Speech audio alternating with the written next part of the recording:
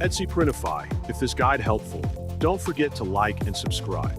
First, go to the Printify website. On the top right, choose Login or Sign Up. You can continue with Google or enter your email and password to create an account. Answer the short questions as you like. Once you're on the main Printify dashboard, follow step 1, create product. Select the type of product you want to make, such as clothing, drinkware, or others. Then choose the specific product variant.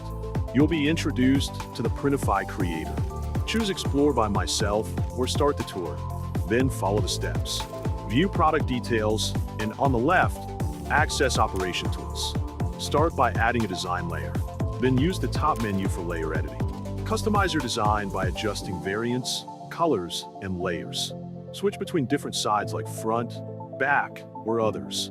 On the top right, preview your product and adjust mockup color mode and background. Once done, click Save Product. Connect your store by choosing Connect to Etsy. After reading and agreeing, click Grant Access. Don't forget to publish your product so it's live in your store.